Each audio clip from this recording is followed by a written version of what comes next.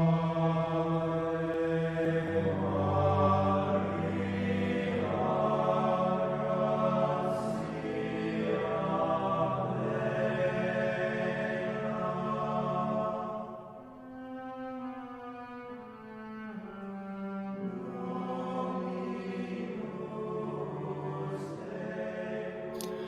name of the Father, the Son, the Holy Ghost. Amen. Hail Mary, full of grace, the Lord is with thee. Blessed art thou among women. Blessed is the fruit of thy womb, Jesus. Holy Mary, Mother of God, pray for us sinners, now and at the hour of our death. Amen. In the name of the Father, the Son, the Holy Ghost. Amen. Brethren in Christ, Laudate Jesus Christus. In secula. Yes. This is Timothy Flanders with the Meaning of Catholic. I'm joined today by co-host Jeremiah Bannister, the Paleocrat. How you doing, Jeremiah? I'm doing good, man. I've missed you, buddy. I've missed you. Yeah. Once again, we joined by our resident Politico for an analysis of the complex chaos that is circling us in the United States of America, with consequences reverberating across the globe. So we're going to start off today's show with a quick recap of all the failed attempts to unseat Trump. There's been a number of different attempts to unseat a bunch of Trump. Yeah. Let's see. Yeah. I mean, it's been basically 4 years of a worldwide protest to unseat him. Did it start with Russiagate? Is that where it started? I know the impeachment came later. It started with just the advent of referring to him as a Nazi. And that was the escalator, dude. It was the Mexican rapists, right? It was they're sending the Mexicans over, right? So from the very beginning, it was that. You had the ladies, remember? There were all the ladies that came out saying that he did naughty things. And so you had that. And then, of course, Russia. That was real quick. In fact, that was a plan that we now know was hatched by Hillary Clinton, kind of like the plan to even boost Trump, right? It was the Pied Piper memo from WikiLeaks that we know for a fact. It's not even debatable anymore. But yeah, they've been on the Russiagate thing. You can start the proximate starting point of a political operation would be Russiagate. So what exactly was the content of the email? So they've got for the people that want to know. The Pied Piper. The Pied Piper strategy is what it was, and it was. I believe the guy's name is Doug Band. It's been a while, right? It's been a while since I've thought about Doug Band.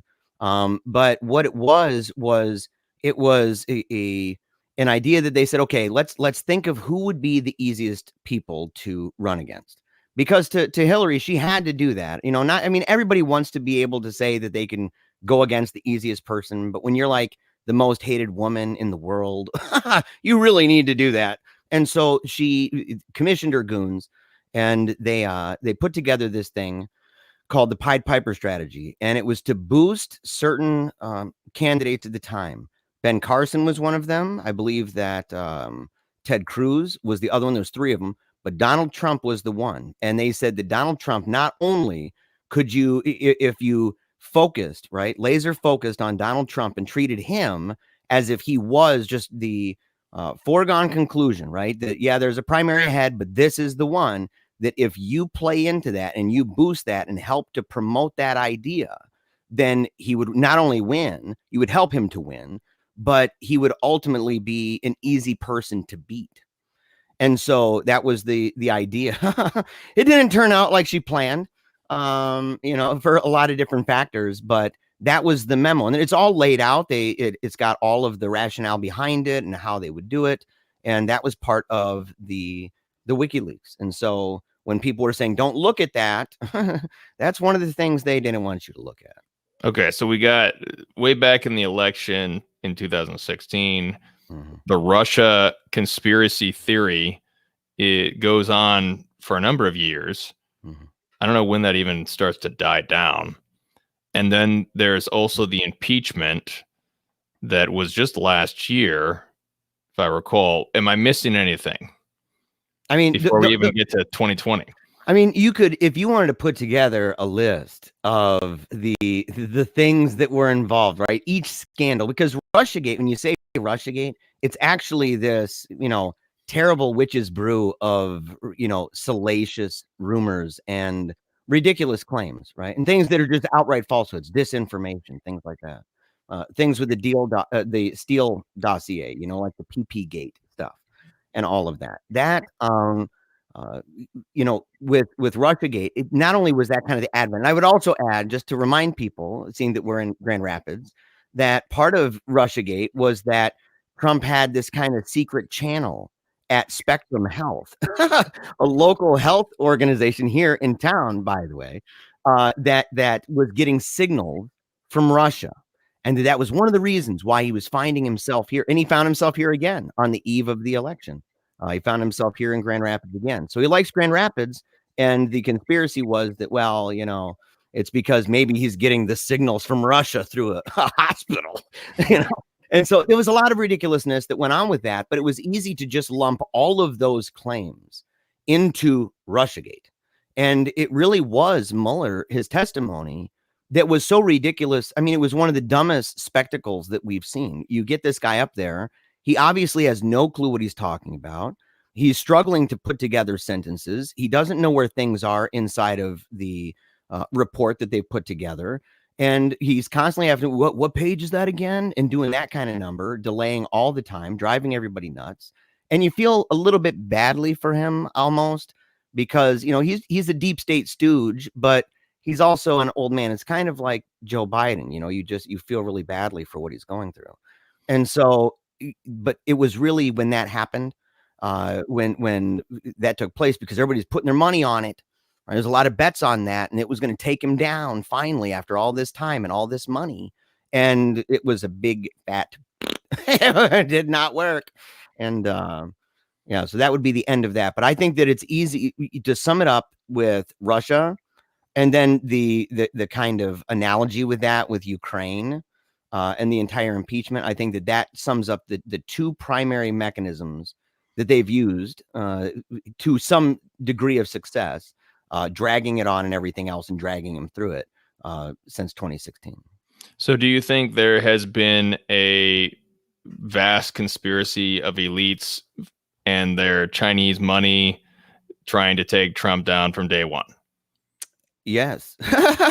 Yes. We don't even need to add China into it. I mean, we can, but it's not necessary. We have people didn't like the term deep state, right? There's a lot of individuals that go, oh, there's no such thing as the deep state, but yet they really, really appreciate the managerial bureaucratic class that can slow stuff down, like the resistance people that are like, well, I'm just a cog in the wheel, but I can really grind it to a halt. Or, oh yeah, I'm sorry, I didn't do that. Oh, I was supposed to. I'll get right on it. Wink, wink, and not do that.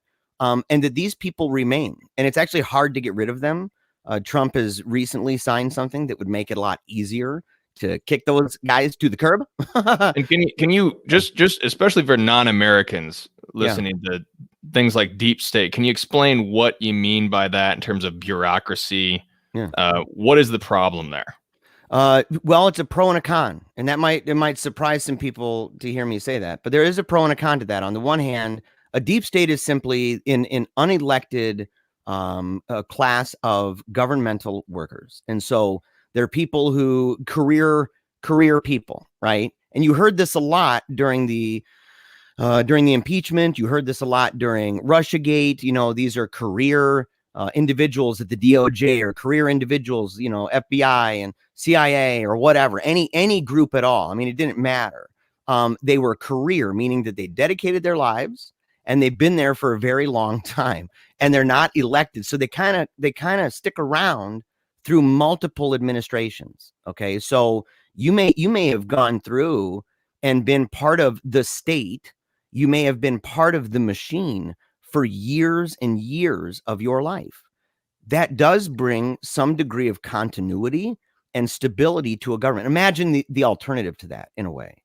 If you just said, well, you've been working for us and you're term limited out, or you have to hire every person in this Leviathan, right?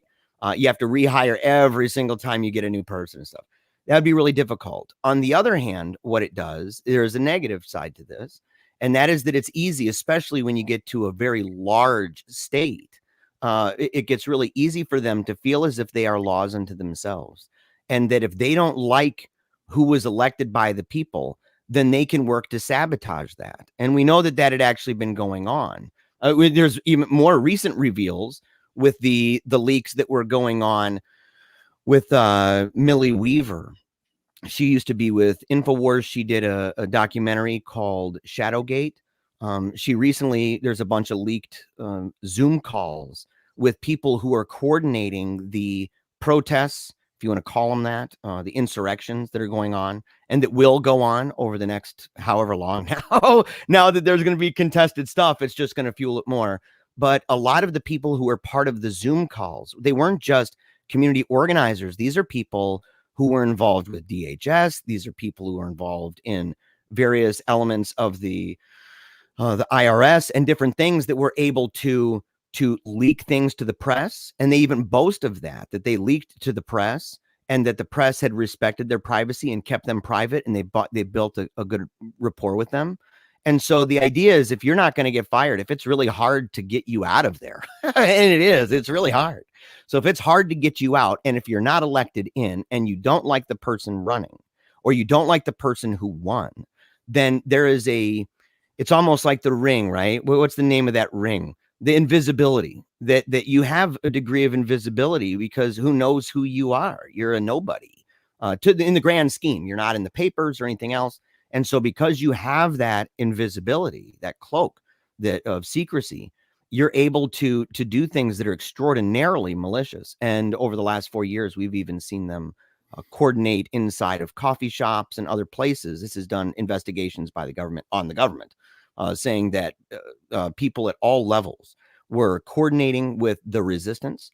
In fact, the last thing I'll say is the resistance, the anonymous person, supposedly high-ranking person that wrote the resistance, this kind of manifesto that got everybody really excited. He was one of these deep staters. He's just a guy in the state apparatus, and not a high profiler, admittedly. He's no Comey, he's no Clapper, he's none of that stuff.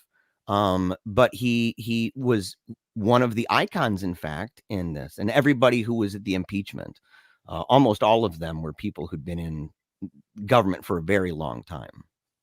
Right. So Trump has declared war on the deep state from before he was elected. Drain the swamp was one of his slogans. Mm-hmm. So it makes sense that this whole huge bureaucracy has been against him for 4 years.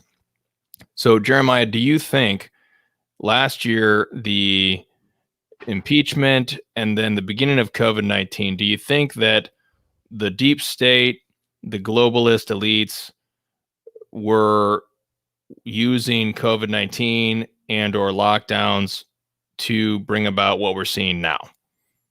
I believe it played a role. I think what we're seeing now is extraordinarily complex, and it's by design, right? It's kind of like the insurance policy that was going on with Strzok and company during during Russiagate and stuff like that. And I think that even if I don't want to, I don't want to say I take a position that knows with any degree of certainty that says yes, it was used for this plot, right? At the same time, it's more than believable, and we can see it based on decisions that have been made by those in power, specifically those aligned with the establishment, the uniparty system, the neocons and the Dems, that they don't let a good crisis go to waste. And so they're recognizing this and saying, look, they've got a guy in Biden that's just garbage. Their entire gaggle of weirdos that were running were garbage. And the fact that he even won is stunning. If you think about it, not just because he's, probably got Parkinson's and stuff, but because he's, he lost so many of he had no momentum in the beginning. There was no, which ordinarily, in fact, historically, people who, candidates who do really well in the primaries, there's a model that's predicted 25 of the 27 past elections, and they base it almost exclusively off of the energy and the enthusiasm for that candidate during the primary, and specifically in the states that kind of front load that, right? so Iowa, New Hampshire, and he waited till what, man? Super Tuesday? You know, like it was, so nobody was even excited about that. So you have this, and I think that it was fertile ground, right? It was easy to manipulate, right? It was something that it's a fear that you can't see. It's a monster that you can't see or taste or touch and stuff. And you may have it already. You just don't know. Don't go outside. And it's easy. So if you have a plan that is malicious, this is a perfect ingredient for it. And so many things can be a consequence of that. And we've seen that with Detroit leaks and the stuff going on in Detroit right now, with making sure that watchers were not able to get very close. In fact, they had to go to court to even be allowed to see, because some of the people who were training individuals working at the polls in these precincts were training people on how to make it so that poll watchers couldn't get near them, so that they just so viewers know, the concept of the poll watcher is that people are counting votes and there are two different parties represented, basically. So there's watchers on both sides who are basically making everything objective as possible. So that's what Jeremiah's referring to here. So one side was basically cut out in certain areas of watching the polls. Mm-hmm. Because of social distancing. And the idea was that, I mean, and for people who think that that's outlandish, what I just said, you can listen to the audios yourself, right? I'm going to say a lot of things on here, and I encourage everybody, please verify this. Go and look it up. Detroit Leaks was put out by bigleaguepolitics.com, and there was a whole bunch of these audios, these recordings that were done, kind of like the Zoom. I mentioned Millie Weaver and the Zoom meetings that were going on with the protesters. But Detroit Leaks, what that was, it was a hashtag, kind of like WikiLeaks, but Detroit.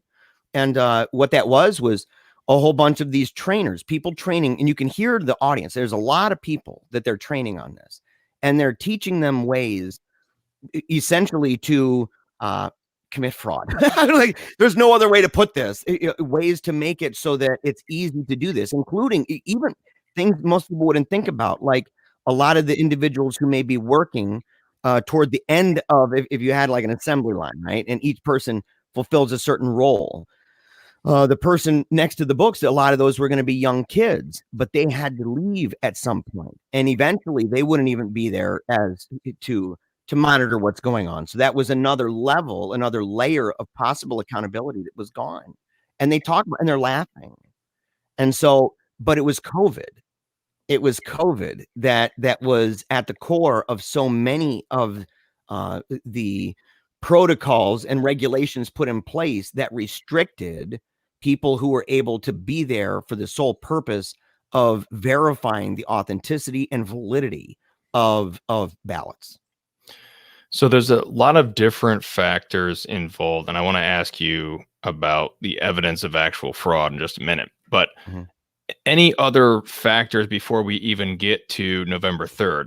I read an article in the American Mind about how the military has been making signs that they will side against Trump.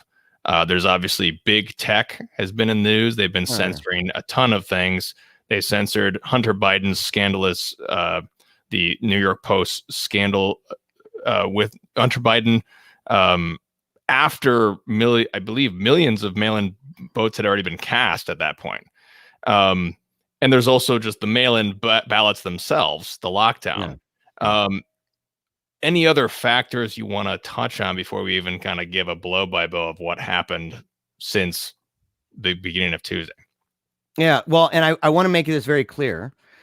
Right up front, I believe that the United States is undergoing a color revolution against its own people. I know that is a color revolution. Let me be really specific about this. A color revolution is this idea that let's say that we have opposed various regimes across the world. Imagine that we meddle in other nations and their elections. We do a lot. America never meddles with other elections. We only promote democracy. What are you talking about? Yeah, and this goes under the banner of that, because what it is I'll just take a definition right here from online. Participants in color revolutions have mostly used nonviolent resistance, also called civil resistance. Such methods as demonstrations, strikes, and interventions have aimed at protest against governments seen as corrupt and or authoritarian, and to advocate democracy, and they've built up strong pressure for change. Generally, these are associated with a specific color or flower as their, and it is particularly when dealing in other countries, a lot of NGOs, my contention would be that the color revolution we're experiencing now is wrapped up with the color black. And you see that not only with Black Lives Matter, but you see that with Antifa, and both of them have one actually has a flower that is their symbol, and another one would have a fist that is it's similar, but I don't want to push that symbol too far. I think that just the color black is all that's essential. But that it's primarily with these movements to topple these regimes, right? Which we have done, by the way.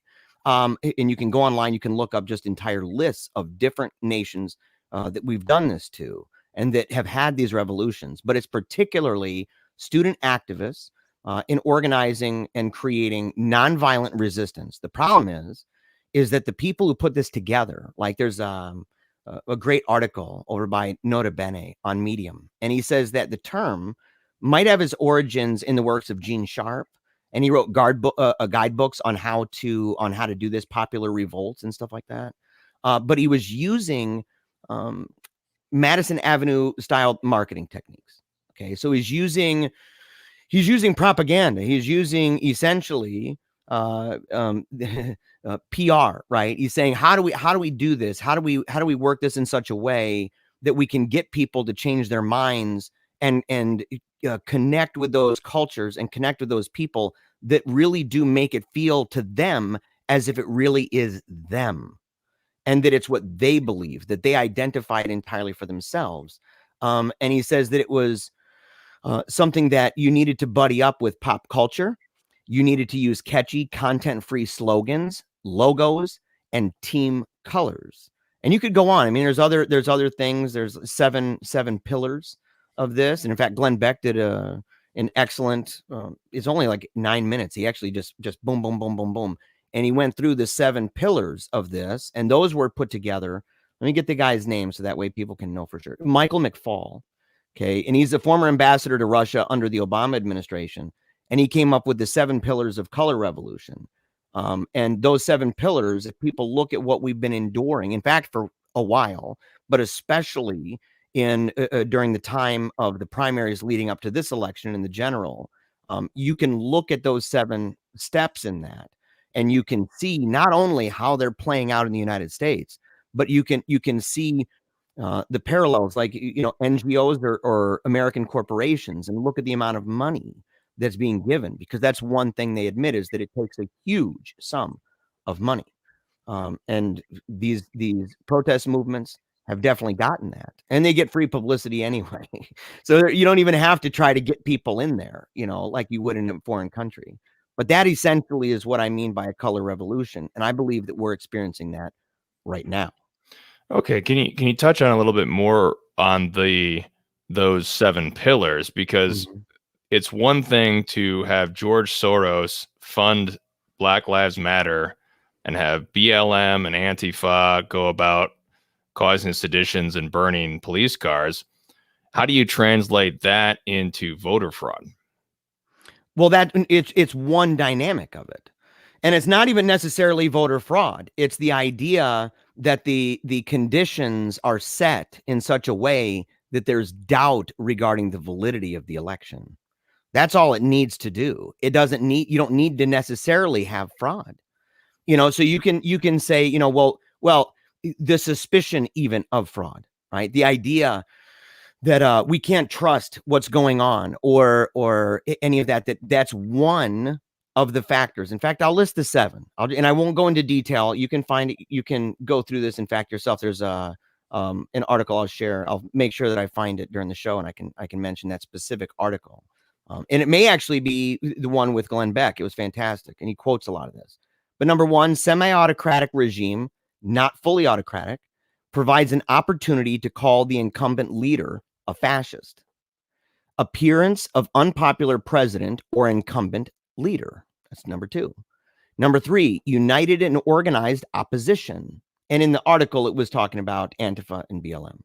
Number 4, effective system to convince the public well before the election of voter fraud or the idea that you cannot trust what's going on and that it has to be overseen by certain entities. I would bring up the idea of the red mirage, which is what Joe Biden, they'd already cut ads to play after the election, depending on how it played out, of the red mirage, the idea that you can't trust what you're seeing here, that really is, and it's a foregone conclusion, in my opinion, a foregone conclusion that he would win the write-ins, that was just going to be what it was, because you actually have control over that.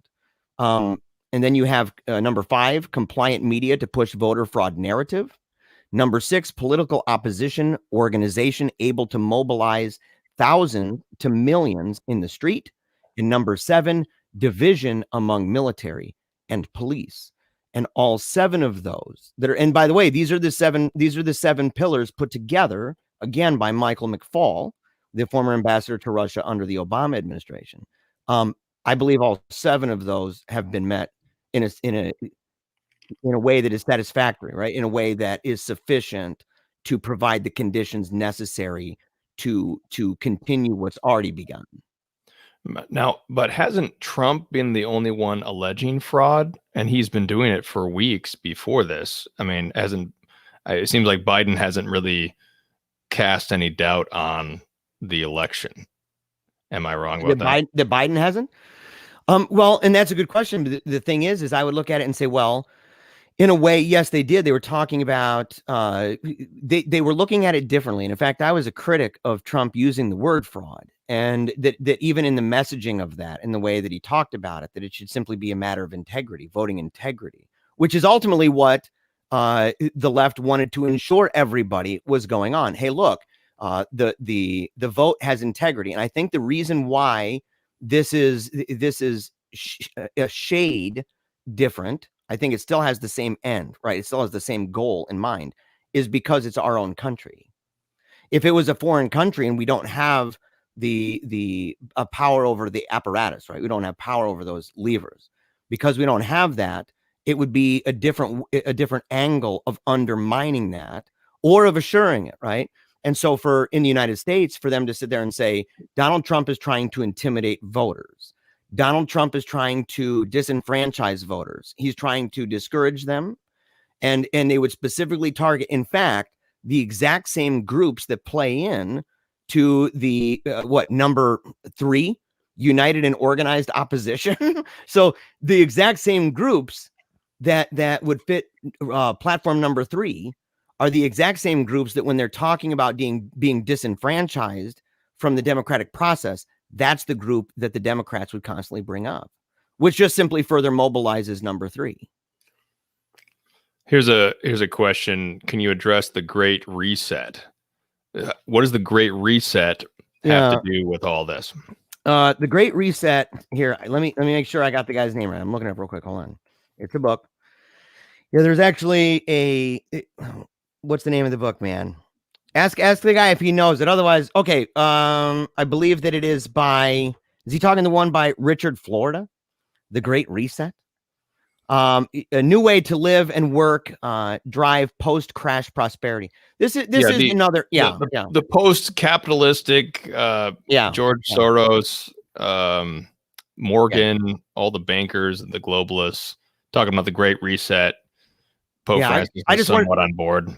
Yeah, I just wanted to make sure that I had the right guy's name. So okay, so the thing is that this is actually an old idea. You know, there's some excellent videos online that analyze books of the ruling elite, various books that have been written, and you can see similar themes in this. And there's always this. It's a utopian concept for New World Ordites. Okay, they love this kind of stuff. This idea of something coming in and it's going to create a new normal that's just lemon drops and lollipops for what they believe. And this is the most recent and maybe most well-crafted one that we can see how it's been playing into things that have literally been shoved down our throat since quarantine, right? Since the advent of COVID. This is not a democratic thing, by the way. We're not voting on masks. We're not voting on quarantine. We're not even voting on the idea of whether or not we should call house arrest quarantine. We're not talking about that. We're just being told you must, and if you don't, you're going to jail or you're going to be fined. Or like Libertas here in Michigan, a private school that my kids, they played them in soccer, that Libertas, man, shut down. They came in, they threatened them, they shut them down. And so this stuff's being forced upon us. And it's got this kind of fatalistic, technocratic crap that it's always this way. Like you can see these videos online where they'll say stuff like, well, you know, there's a guy who's made predictions about certain technologies, and he's talking about, you know, in 2150, it's going to be, you know, we're all going to be talking to each other with our eyes closed 1,000 miles away in our brains and stuff. And we're going to download our brain into, you know, some kind of a computer chip and live forever inside of a robot and that kind of stuff. But this guy, it's post-humanist, it's transhumanist. It is New World Order, gobbledygook, esoteric nonsense. But that's what it is. But the thing is, a lot of people believe that. And right now, the individuals have been psyoped so badly out of their minds that this kind, and they have no mooring anymore with God. They have no mooring with tradition. They have no mooring with reality. Realism is toast. It's all like solipsism to these people. And so this kind of a thing is just a wonderland of wickedness that they would love. So yes, Great Reset. That's a real deal. That's one of those books in the canon, right, of New World Order literature. It's a good question. So we had all these happenings. We had millions of votes cast on the mail-in ballot, and then we come to November 3rd. So what goes down on yesterday that made you more certain of your color revolution hypothesis? Everything. Everything. I mean, let me just say it this way. It's actually a little bit frustrating, right? Because you know this, you know what I do. So I broadcast every single day, every weekday from 10 to noon. I have a show. And on that show, we talk a lot about goofy stuff like the great animal uprising of 2020 and stuff like that. And it's a joke of like dogs and cats and spiders and stuff that are coming after us. It's a lot of fun, but the second half of the show is always really serious. And for 2 months now, I have focused, just laser focused on the idea that we are experiencing this. And in fact, it's premised in part on the idea that I have embraced now for years, that we have been experiencing a cold civil war. And because we're experiencing a cold civil war, we cannot look at it in terms of like, oh, it's just ordinary life, because it's not. We're not in that phase anymore. It's nostalgic and naive to believe that. So there are certain rules to war, and this is one of them. But I talked about Shadowgate. I talked about Detroit leaks. I talked about shut down DC. I talked about the Sunrise Movement. These are all Antifa, of course, all the time, talking about Antifa and different Marxist operations across the land, even internationally. Talked about media bias, big tech control, the kind of 1984 stuff that's going on with the way that they're controlling not only the access to what we have, but even manipulating things in such a way that it actually has an impact on the way that we view the world. And we think that we're viewing it ourselves, which again, that's you're now into color revolution stuff. You're into the idea of, well, we're framing this, and we're hedging the narratives. We're determining the Overton window, and we're doing this, and we're censoring and banning people left and right in such a way that it's like frogs in water. And we don't even realize that so much of what we think and so much of what we do is premised on what we have access to.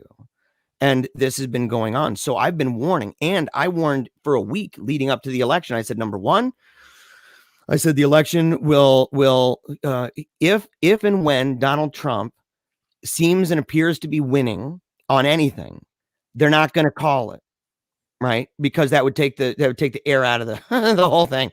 You can't do that. you're going to have an increased amount of doubt regarding the legitimacy on both sides, right? The people, or an increased assurance that everything is good on the side of the people operating the PSYOP, and on the other side, an increased understanding that they can't trust anything, and that's the way that this thing pans itself out, and that there would be a coordinated effort between big tech, big polling, mass media, the Democratic Party, and the boots on the ground, which was amazing to see the timing of the leaks from the Zoom meeting that were going on with the protesters that right now are in Washington, D.C., and they're the primary reason why Donald Trump put an unscalable wall around the White House, because in these Zoom meetings that were leaked, they had not only mapped out various cities across the country, they mapped out where police stations were, where the military was, where the White House had exits in and out. And they were talking about guns. They were talking about taking buildings over. They were talking about possibly dying. And what are they willing to do? And they didn't ask for the war, but they want the war. And I thought it's stunning because they took it to a level that is dramatically cuckoo crazier and more lawless and anarchistic than those loon birds that are in trouble right now for things involving the idea of going after Governor Whitmer, the Boogaloo Boys and others. These people, and right now they're in Washington, D.C., unfazed. They're not arrested. Nothing's going on. You can see interviews with them where they're trying to confront these people. So I wasn't surprised by anything. And I didn't watch I didn't even want to watch people talk about, what you're feeling about the polls right now. I didn't care. I'm like, number one, who cares what they say? And everything that I was posting had to do with tomorrow. It had nothing to do with that night. And all my friends, and they're biting their nails to the bone, bleeding out of their fingers, and they're all freaked out. And I'm like, you're not watching my show. I'm mad at you. I'm actually mad at you because everybody do yourself a favor and go to the link below. Check out Bannister's show, where he will enlighten you about the color revolution. So can you give us a little bit of a play-by-play of the coordination of the timing that you just referred to between big tech, big polling, boots on the ground, all these forces? What can you give us a few examples of what happened that showed you that coordination? Well, yeah, of course. Number one, we can go back to 2016. In fact, people have to go back to 2016 and begin to, I forget the guy's name. I wish I remembered his name. He's one of the best scholars on the topic of algorithms and the influence of media. So he's been on Tucker a number of times talking about how Google, with various tweaks, for example, how they can change perception by this degree or that degree. And it's studied. They've been able to replicate studies on this to show how this is done. And they've been studying this for years, in fact. So we know, going back to Hillary, the way that search engines would autofill and the things that they wouldn't allow. And then you can, and in the lead up to that election, like, for example, Hillary is sick, right? The idea that Hillary is sick, which was evident to anybody really paying attention. I mean, she's coughing up what looks like, egg yolks out of her mouth into glasses of water, and she can't stop coughing. Everybody's handing her Ludens and Ricolas and stuff. I mean, it was really bad. So, like, we all knew that she was hit. But yet they were making it so that you couldn't see it. And you had big tech leaders that were involved that we know, including from WikiLeaks, where they say that they're willing to work with them and do anything they can. But they held back, and Trump won. And the next day, they boo-hooed their eyes out, and that video leaked, for example, at Google, everybody doing their thing, crying, and freaked out, and assuring and promising, I know a lot of you here are just devastated, and we're going to make sure that we never allow something like this to ever happen again. They made good on that. And we can see it over and over and over with the banning, right? It started, and people want to, I know Alex Jones likes to take credit for, like, he's the main one or he's the first one. He wasn't.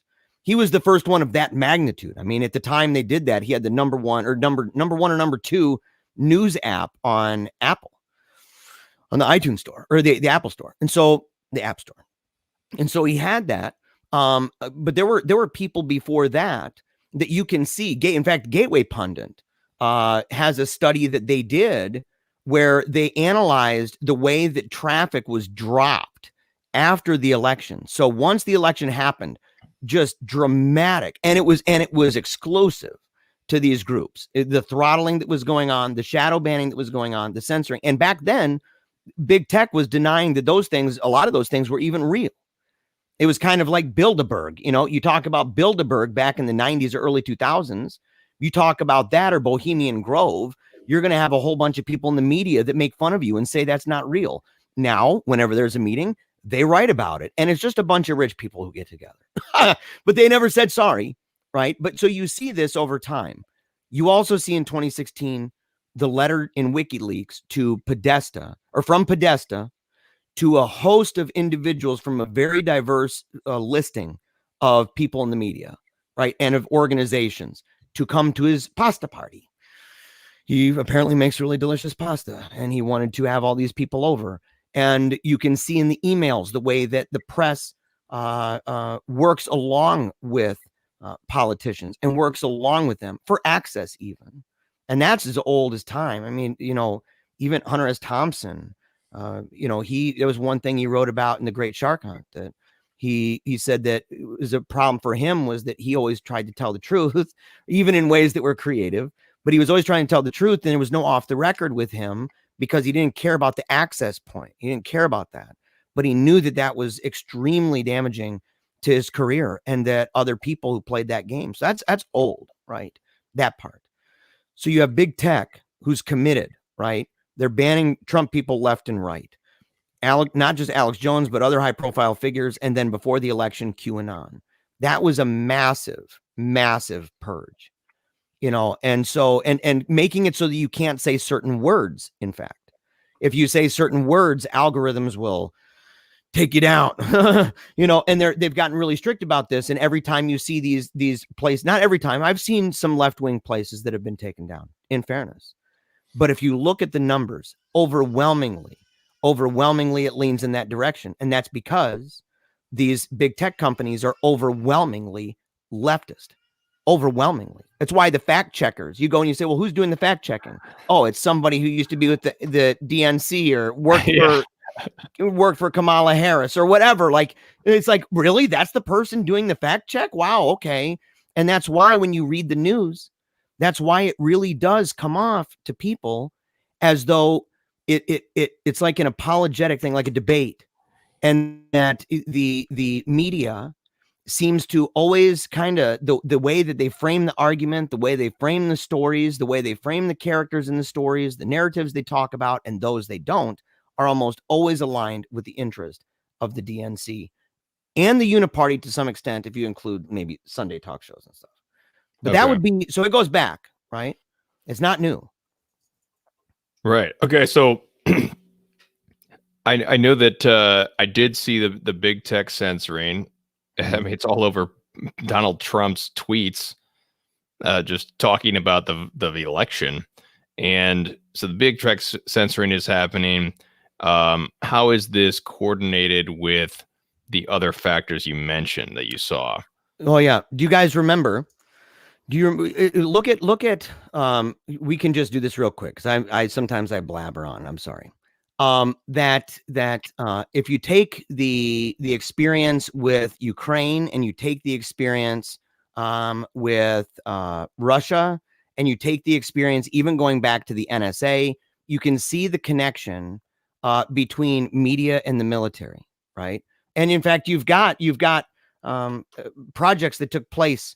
What was it, Mockingbird? So you have multiple over the years, even with Hollywood, the involvement with the CIA and the FBI that promise money, in fact, and technology and things like that for different movies. And that's been outed to show the number of different shows that were involved in that. So even it wouldn't just be the media and or the news and the military industrial complex, but it'll also be the military industrial complex in Hollywood. And then we can see it with COVID, with social media, and even medicine, to say these globalist regimes that say, are organizations like the World Health Organization, for example, where if you can't say something, if you say something that it's like, well, that's against the World Health Organization, you might actually get your channel taken down. They'll put stuff all the time as a reminder. This is what the World Health Organization says. But look at how selective it is. If you have the World Health Organization disagree with something that, what was the one recently with, it was a contact tracing, I forget which one it was, had to do with Whitmer. And they were saying, no, that this is not what we would actually encourage. And if you go and you look and you see, there was a leak, in fact, from them, a defector inside, that said, hey, look, these are official documents. This is what the World Health Organization actually believes about a whole number of things. Whitmer could deviate from that. I think it may have been masks for sports players, and she can deviate from it, and they're not going to come at her. The media never did. The media wasn't like, hey, look, you're violating the rules of the overlords at the CDC and at the World Health Organization. None of that stuff. And so look at the selective nature, not just at what they do, but what they don't. So you have medicine, and then you have medicine with media, because you had, when we were in lockdown, how many people were watching things on Facebook or watching things on YouTube or watching things on Amazon Prime, and they were just overwhelmed by a flood of propaganda having to do not only with COVID, but BLM. And BLM ended up everywhere. You couldn't even turn on to watch, dudes bounce a ball and dunk it in a hoop. You couldn't do it. You couldn't even turn on the super white NHL. You couldn't do it, right? They tried for a second. They failed. You couldn't go anywhere. It was now in schools. It was, so you can see the apparatus and how the connections work together, and people can say, well, it's just a coincidence. You're like, that's kind of neat, isn't it? Right? Isn't it neat how it's just so coincidental that it all works out this way, and it all kind of coincides. In fact, the timeline begins to overlap, and you can begin to see that these things are not, it's not one thing leading to another, leading to another, leading to another, but it gains enough momentum that at a point, you're now dealing with either seeing commercials about COVID or seeing commercials about social justice, and seeing commercials particularly about Black Lives Matter, the symbolism of Black Lives Matter on almost every web page, almost every corporation making these products. And if they didn't, they were getting, people canceling them like crazy.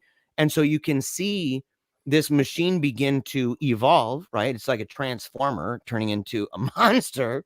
And eventually it got to this Megazord level where it is now.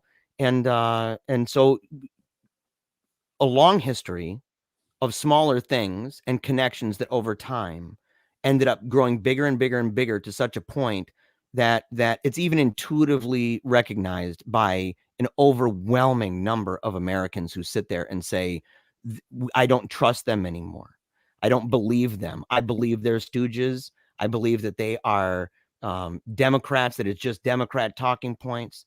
And that's what it is. But that whole thing has been framed as the resistance to authoritarianism, as a democracy breakthrough. That in and of itself, a breakthrough of democracy, that is at the center of color revolutions. Yes, making you feel like you're the one doing the revolution. That's the nefarious beauty of it. So what we saw yesterday was the swing vote states were contested, and Trump had certain leads in certain areas. Then they stopped the vote. Trump made a joke in his speech this morning, 2 a.m. or whatever, about, I hope they don't find a bunch of votes. And then they found some votes at 4 a.m. A couple hours later, which were all for Biden. And so now there's a few media outlets. I'm not sure. I haven't checked the update on if everyone's called certain states, but they're closing in on the contested states. Biden has a significant lead in the Electoral College right now. Where are we at now, Jeremiah? What's going to happen next? What should we do? Working off of my model, okay. And number one, let me say this about the Electoral College. People were looking yesterday, and there you can see the Electoral College numbers lined up and everything based on states that they're like, well, we called these states. And remember, big tech had limited the number of news agencies that were even able to declare and say to recognize that somebody had won, so to call it. And if you dared to violate that, then you could be throttled, right, in algorithmically, to where you're no longer getting a reach. But if you were to add up the states that Trump was winning by margins bigger than Biden was winning in other states, with less areas left to count, with less votes left to count than the areas where Biden was awarded those states, and you say, well, why wasn't Trump awarded those states? If he was awarded those states, would we even be thinking in the terms of Trump is down in the Electoral College? And Fox News played into this, by the way. But okay, getting back to what you asked, though, the idea of what do we do right now? What do we do moving forward? For one, people, if they think that we are just going to, well, you don't got to do much, just let the process play itself out, that's you're gonna lose. You don't know what you're up against, man. These people don't know. They don't have the slightest clue. Well, if they're watching now, they're starting to, if they haven't figured it out already, right? Like the Great Reset guy, he knows. But the thing is that if we ask ourselves, what is required in a situation that is not normal? What do you do in a situation that, for all intents and purposes, reflects color revolutions, and you are a victim of it? You're part of the victim party of it. And there's a really great piece. It's called "The Steel Is On: What Republicans Must Do Next to Guarantee Victory." And he gives a number of things. Number one, we need to challenge every single ballot. And we need to go to SCOTUS if necessary. I believe that's inevitable. I think that we will inevitably. Supreme Court. Yeah. So that's an inevitable thing with this. But especially in any state that is in state after state with Democratic governments, when talking about this and favorable Trump results, the counting ground to a halt overnight, we need to challenge that. Okay. And especially when, like you said, and it was funny because everybody's mad because he goes, well, we don't want them finding it at 4 a.m. They said they were done counting for the night. They said they were done within 2 hours at 4:30 in the morning. All of a sudden, well, look at this. We stumbled on a treasure trove of almost exclusively Biden votes. Yay. Look at the other coincidence we're going to try to shove down your throat. And so there's just a lot of coinkydinks that these people think we're going to tolerate. Number two, what type of ballots are allowed to be counted? And he mentions Pennsylvania, where the Supreme Court there ruled the ballots cannot be tossed out for having signatures that don't match state records, and ballots count even if they arrive after election day with no postmark. That has to be challenged, like immediately, stat, because there's no way. I mean, that is literally ripe with potential for fraud. There's no way that you can trust the integrity of that. Number three, you need to hold rallies in contested states. I think that he needs to treat it as if the election's still going, because the fact is, whether we like it or not, it is still going. Joe Biden can pretend all day long. He can LARP all day long and pretend that he is the victor, and we all need to come and rally around. It was a tough battle, and you guys just need to rally around me. No, we do not. This is a big fat lie, and we're on to it. And we need to speak and act as though we do. We can't be playing footsies and tiddlywinks with these people. And we can't sit on the sidelines. But he needs to go, he needs to go to these contested and corrupt jurisdictions. This is according to the article, in Nevada, Wisconsin, Michigan, Pennsylvania, even Arizona, Georgia, and North Carolina. He needs to go to where it's most contested and have his physical presence there every single day, slamming away at that microphone, flooding those streets with people. Number three, GOP legislature in swing states must move to seat Trump electors. I thought this was an interesting thing because when I first read that, I'm like, wait a second, can they do that?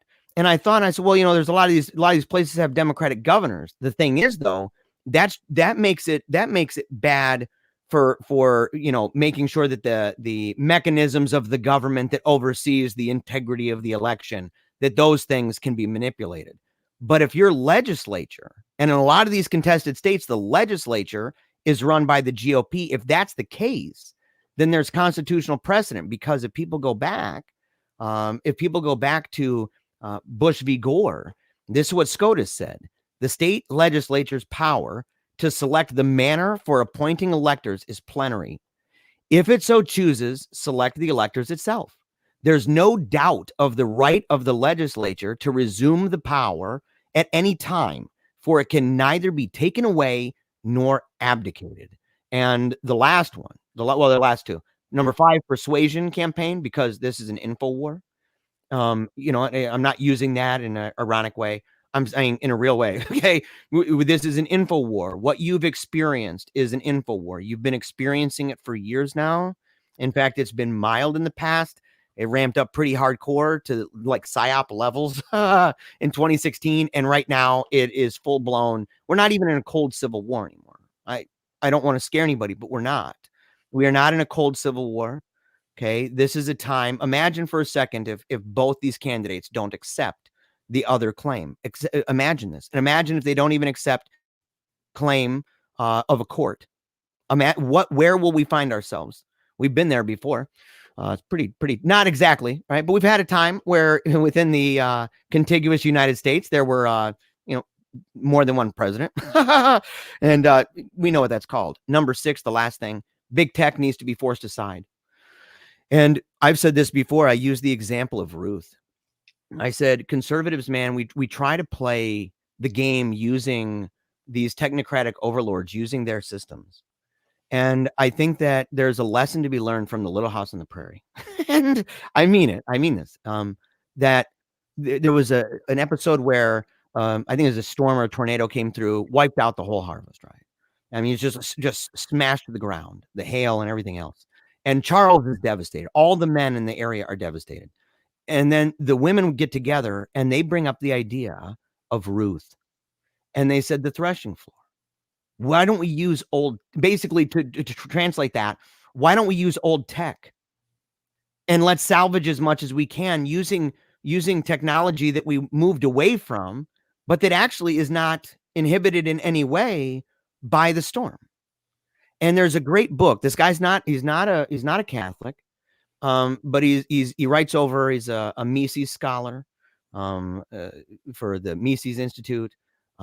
He writes over at LouRockwell.com. His name is Gary North, and he has a book called Tactics of Christian Resistance. It's written a long time ago, and I'm really grateful that it is, because I think that we need to begin rethinking a lot of the way that we're approaching this. And even President Trump needs to, because if he consigns himself to going through the mediums that are provided by the mainstream, we're done. Welcome to President Biden. That's just what it is, because they've got it closed up. They've got it locked up. Even Fox News. Fox News is a joke. Turn it off. Cut that cable. Keep Tucker, but you can go online and you can watch Tucker. You don't have to have Fox News. Don't give them any money. It's over. And so these are things that need to be done. But Trump and his people, they need to be a physical presence, not just, blasting stuff out. They need to be physically present, and they need to speak directly to the people in a compelling manner. The things that we've talked about tonight, document it, require the people go and look this up to see it, not some pattern like Beautiful Mind, seeing all the tax on the board and stuff. We're talking things that are out there that you can look at and say, this is what in fact, most of that is stuff that they've told you not to look at. And they've made it really hard for you to look at it. And you can say, look at this. This right here really cuts to the core of this topic and of this problem. And so I don't have any projection as to how that will turn out. But I'm hopeful and I'm committed. Andres Diaz says, what does a Biden presidency mean for Catholicism? Should we prepare for the catacombs? I don't know how long a Biden presidency would actually last, man. Like, I truly believe when he's out, down in his bunker and stuff and hiding and everything, I think he's genuinely sick. I think people should go and check out JoeBidenIsSick.com. It's got a whole bunch of videos that talk about even his handwriting and his gait right? Is walking gait. Things like that. The speech problems, the fact that he needs a handler, a lot like Hillary needed a handler. And so I don't know how long we'd have that. But I think the real concern isn't even him. I think it's Kamala. I think that's who we've actually been running against. And I think that's who Democrats mainly voted for, was Kamala. I don't think that they're voting for Joe Biden. Hardly. I mean, there are some, Edith and Edna at the retirement home and stuff. They're voting for Biden. But, maybe Corn Pop, the guy he got in a fight with, he's like, I remember that. I'm gonna vote for you, buddy. But I think people are actually, I think that the left is I don't think they're energized by her. Like they're like, yay, she's the greatest. But I think that I think there's enough of an echo of Obama. And I think Obama is actually behind more than this than we want to know, that we want to think. And so I don't know. I don't think that we'd have to run and hide no more than we are right now. I mean, we're all staying at home, It's like what was it, man? Back when Susan from Parish Council was even still around, she had that meme that was like, had the priest holding the Eucharist up in the church and everything, and all the pews are empty. And it was like, just community doesn't matter. It's the idea of community. We're already there. We're already in this place. We're already castigated. We're already threatened. Our schools are being shut down if we violate these rules. Our churches are being, peeked into with cameras. And so you sit there and you go, dude, this is bad already. We're already, kind of one foot in. So I don't know. But it's a good possibility, especially with the Antifa and BLM and Sunrise Movement, them being so emboldened. I think there's good reason to be afraid of an ever increasing amount of prejudice and discrimination against us, and even persecution. Do you think Trump has a chance to win in the courts if the media declares for Biden? Yes. Yeah. I mean, the media is, we remember, what was it, Humphreys? What was it, man? Wrong before kind of thing. And they were wrong. Think about how wrong they were with their polls, by the way. In fact, just don't even ever believe it anymore. When we see the polls, even with the way that it turned out, the polls were dramatically wrong. But okay, so even if the media does this, and they will, okay, they're going to do this, that the courts, there is going to be a little bit of a quandary, and that they'll say, for the stability of the republic, what are we going to do? On the one hand, it would be like, well, it's a transition because, it's already been kind of declared by the media, but does the media really have authority over that? And this group over here is saying, but it has to be just with valid and licit and authorized ballots and stuff like that, or else it's unjust. And so that's going to be raining on the scales. That's going to be the balance that they're going to have to deal with. But I think that there's a chance that he will win. If he doesn't win, like, for example, he's not going to win in Pennsylvania. I don't believe he will. I don't believe he'll win in Pennsylvania. I believe he could win in Michigan. And if he doesn't in either one, he can go to the Supreme Court. But this is where it gets dangerous, because if ACB doesn't recuse herself, then the kind of stuff that we saw in 2016, with people going crazy, screaming no at the sun and everything, and hitting people and breaking faces and stuff like that, and the stuff we've seen over the summer with individuals, Trump supporters, getting straight up executed in the streets, that kind of a thing, that's going to look like Mr. Rogers' Neighborhood. And so, because the idea that she's going to say that Trump is in the wrong, she's going to stand for the idea of originalism. She's going to stand for the idea that I don't know if they even have the right to say that we can keep on going afterward. How does that play out? And can you change it at the last minute? Well, we're going to go till this day, and we're going to keep counting till Thursday or Friday. I mean, they're just pulling out of their rear end at this point. So I can't imagine, number one, I can't imagine she'd recuse herself. Number two, I can't imagine that she would side with the loosey-goosey anarchistic model that the Dems are relying on right now. And I can't imagine that the Dems would react in any other way than mass violence if any of those other two things happen. Well, as we wrap up, Jeremiah, thank you so much for your analysis of the color revolution And what are your final thoughts on this situation? I'm sure we'll talk again soon about everything that's happening, because it will most likely be going on for some time. Yeah. But any final thoughts at this point on November 4th? Yeah. Well, I want to say a couple of things first. I hope people go to that Revolver article with the idea of a color revolution and what Trump should do. I hope people go to sunriseexposed.com to understand what's going on and the plans that they have, not just for the night of the election. In fact, that wasn't even a real big night for them. It was the next day and the day after that and the day after that. And you need to see these videos to understand what exactly we're up against, even just with that specific dynamic of the color revolution. I hope you also go, of course, JoeBidenIsSick.com, as well as StopTheSteal.com. Both of those two have to do with Ali Alexander. And it was cool to see, man, on election night, he was actually at a party with Taylor Marshall. It's kind of cool. I was like, really, man? What's up with that, dog? So it's kind of a cool deal with that. But I would encourage you to go check it out. But more than all of that, okay, and to check out my show, because I talk about this stuff deeply, and we have a lot of comments. We engage for 2 hours. We do the whole thing. It's tons of fun. It's every day, 10 to noon. But more than all of that, and what I say on the show is what I'll say here. No matter what, God is a God of power. God is a God of providence.